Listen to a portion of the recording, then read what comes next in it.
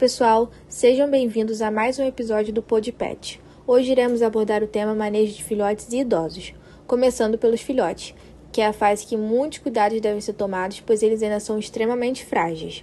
Antes mesmo dos filhotes nascerem, é importante preparar um ambiente seguro, tranquilo e em temperatura ideal, dando conforto tanto para os filhotes quanto para a mãe. Vamos começar pelos cuidados que deverão ser realizados com os neonatos, como são chamados recém-nascidos. Primeiro, deve ocorrer a ingestão do colostro. O colostro é o leite produzido pela mãe durante as primeiras 24 a 72 horas, e ele vai fornecer nutrientes, água, enzimas digestivas, fatores de crescimento e imunoglobulinas, que são os anticorpos ao neonato. Todo recém-nascido precisa fazer a ingestão desse colostro, e caso ele seja órfão ou não consiga se alimentar por algum motivo, também existem leites específicos capazes de auxiliar na imunização. O Pet Milk, Support Milk e etc. Deve-se evitar receitas caseiras, pois podem fazer mal, causar diarreia e desidratação. Os filhotinhos possuem um sistema digestivo bem delicado.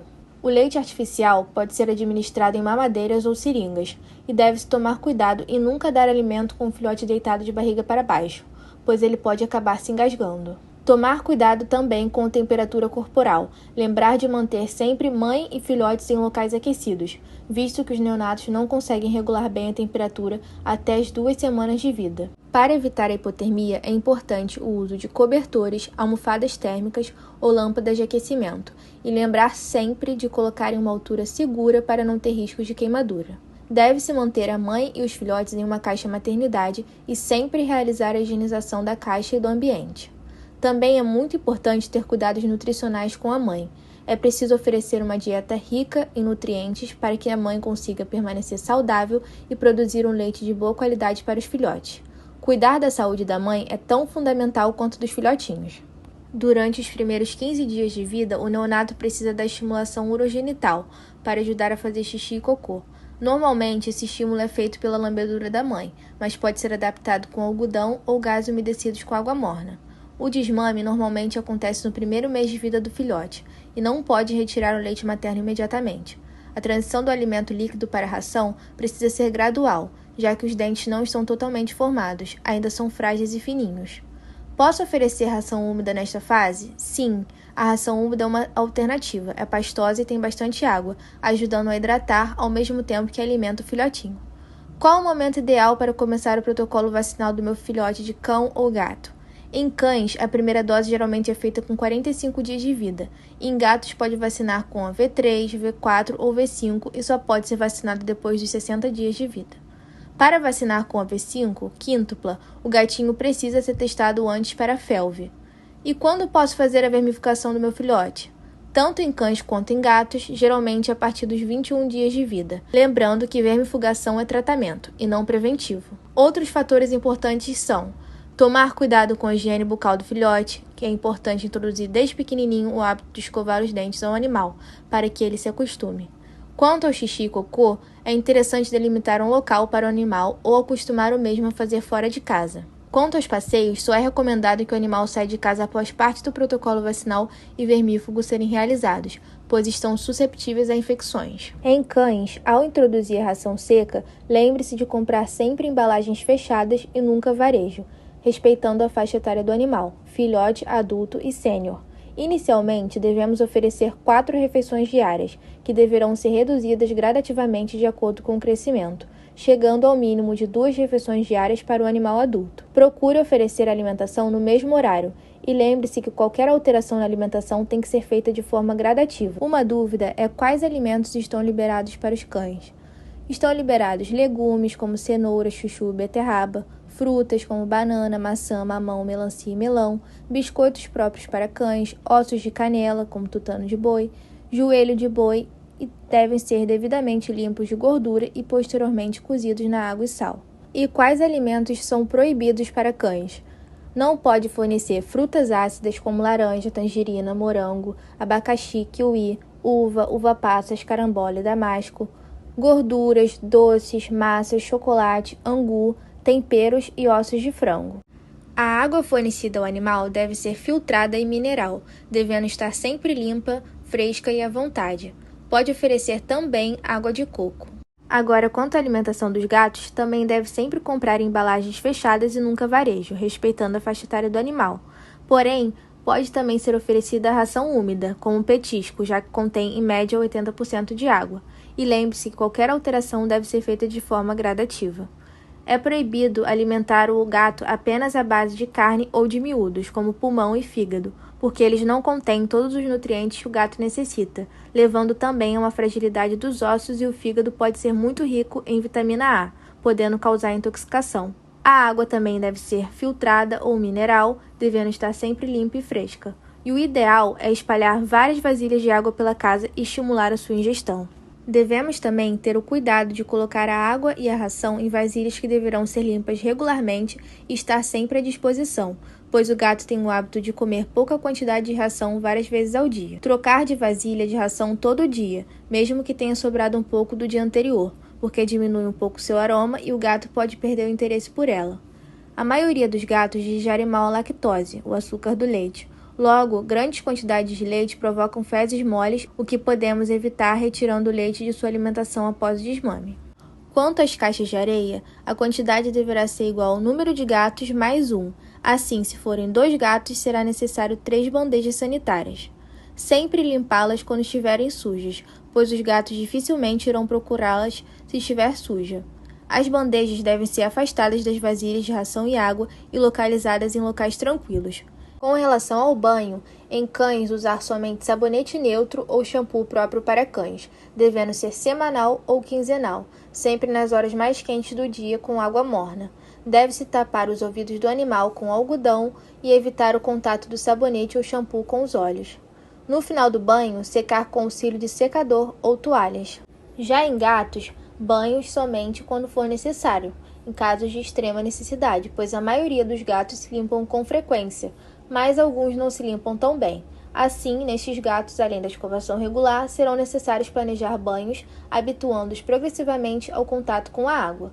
Usar somente shampoos específicos para gatos ou sabão neutro, evitando produtos de uso humano, sabonetes, perfumados ou colônias. Deve-se tapar os ouvidos com algodão e evitar contato do shampoo com os olhos do animal. No final do banho, secar o animal com toalhas ou secador de cabelo, de preferência com toalhas por conta do barulho do secador. Para limpar os olhos do seu filhote de cão ou gato, utilizar apenas algodão umedecido em soro fisiológico estéril e gelado, nunca água boricada, pelo menos uma vez ao dia, e secar depois. Deve-se escovar os dentes apenas com pastas de dentes próprias para animais, utilizando dedeira ou escova de dente para animal, evitando assim a formação de tártaro, que com o tempo provoca inflamação na gengiva, produz mau hálito e pode levar até a perda de dente do seu animal. Os ouvidos devem ser limpos com algodão umedecido, com óleo mineral ou em soluções ceruminolíticas veterinárias. Em gatos, podemos cortar as pontas das unhas com alicates próprios para eles, mas não devemos cortar as unhas de gatos que tenham acesso à rua, pois são a sua defesa. Quanto à escovação do pelo dos gatos, recomenda-se escovação regular, sobretudo os de pelo longo, evitando assim a ingestão excessiva de pelos, que ressecam as fezes e podem levar à constipação e a formação de bolas de pelos. Em cães, a escovação dos pelos deve ser feita diariamente com escova apropriada para a pelagem do animal. É necessário delimitar um espaço e forrá-lo com jornal ou tapete higiênico para o seu cão fazer suas necessidades. Este local deverá ser afastado de sua vasilha de água e ração. Quanto à limpeza do ambiente, só limpar o ambiente com cloro ou água sanitária na proporção de 1 litro do produto para 9 litros de água. Sanol, Esteril, Herbalvet, ou seja, produtos veterinários, também podem ser utilizados, seguindo sempre a recomendação da diluição descrita no rótulo. E quanto aos passeios, leve seu animal regularmente na rua, depois do término do esquema de vacinação, sempre usando coleira para evitar acidentes. Evite também longa caminhada nas horas mais quentes do dia, por conta do risco de insolação. O animal deve pegar sol entre 8 e 10 horas da manhã, e após as 4 horas da tarde. Os gatos adoram brincar, principalmente com bolinha de papel e com suas caças. Portanto, invistam em arranhadores, bolinhas, bichos de pelúcia, varetas de pescar com pena e etc. Procure também manipular bastante o filhote. Mexa em sua boca, ouvidos, patas, elevando o tom de voz sempre que ele relutar em deixar.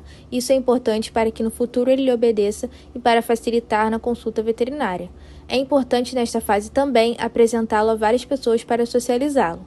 Lembrando que receber um novo pet em casa é semelhante a receber um bebê. Por isso, é importante tomar alguns cuidados com a casa, preparar o local para o animal e planejar os gastos. Então, antes de ter um novo membro na família, é importante ter certeza que terá tempo de cuidar do animal, alimentar, dar carinho e fazer visitas frequentes ao veterinário. E quanto aos animais idosos? Quais os cuidados nós devemos ter em relação a eles? Nos dias de hoje, nossos cães e gatos, sejam por mais cuidados com a saúde, nutrição ou até mesmo com os avanços dentro da medicina veterinária, têm desfrutado cada vez mais de uma sobrevida maior. Atualmente, a expectativa de vida dos cães está entre 14 e 18 anos, mas existem relatos de cães que chegaram a 20 anos ou mais. Em gatos, isso não é diferente, pois um felino ele pode viver em média de 11 a 14 anos e também podendo chegar a 20 anos ou mais de idade. Existem alguns sinais que podem ser notados em um animal que está se tornando idoso. Por exemplo, a perda de peso, que pode ou não ser progressiva e que ainda pode estar relacionada a alguma patologia. Além disso, a gente pode ver alterações articulares nesses animais, que param de subir em escadas, sofá ou camas. No caso dos gatos, eles podem não querer mais utilizar a caixa de areia por conta de sofrerem desconforto no momento de entrar ou sair, e param também de subir em prateleiras ou locais altos que gostavam de ficar anteriormente. Esses animais ainda podem ter uma perda da capacidade auditiva, podendo ignorar os chamados do tutor, perda da capacidade visual, podendo bater em móveis, paredes ou errando entradas de cômodos. Além disso, ainda podem apresentar perda na capacidade olfatória, ficando mais seletivos na hora de comer. Com qual idade o animal é considerado idoso? Existe uma variedade de fatores que podemos levar em consideração para determinar se um animal é ou não senil, como por exemplo a raça, tamanho e o peso. Tudo isso pode influenciar no envelhecimento, podendo ser mais rápido ou lento, dependendo de cada animal. Os cães, por exemplo, podem ser considerados idosos de acordo com seu porte. Os cães de raça gigante ou grande porte são considerados idosos ou sênior de 6 a 8 anos de idade e geriátricos a partir de 9 anos de idade.